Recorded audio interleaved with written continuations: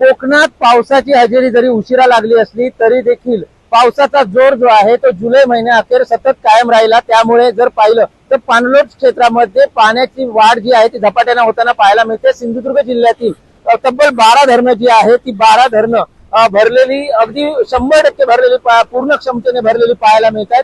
मी आता आहे हरकुळ मधील आणि हरकुळ मधलं जर धरण पाहिलं तर हे धरण जे आहे ते 100% भरलेलं होतं आणि आता या धरणाचं पाणी जे आहे ते आता पाण्याचा विसर्ग होताना आपल्याला पाहायला मिळतोय। मोठ्या प्रमाणात पावसाचा जोर जो आहे तो मागील 8 ते 10 दिवसापासून सुरू आहे।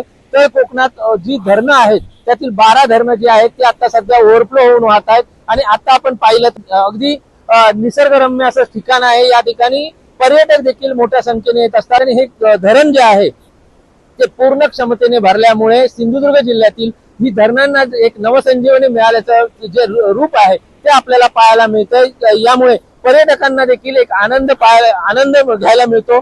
जर पाहिलं तर सिंधुदुर्ग जिल्ह्यातील 12 जी धरणं आहेत त्यामध्ये सिंधुदुर्ग जिल्ह्यातील ठिकठिकाणची आणि त्याच्यामध्ये पाण्याची वाढ जी आहे, पाण्याची पातळी जी आहे ती वाढलेली आपल्याला पाहायला मिळते। त्यामुळे अजून काही दिवस पुढील दिवसात पाऊस जर असाच चालू राहिला तर अन्य धरणांना देखील अशाच पद्धतीचं पाण्याचा साठा जो आहे तो वाढलेला पाहायला मिळेल। व्हिडिओ जर्नलिस्ट आणि विशाल रोडेकर, LS मराठी, सिंधुदुर्ग।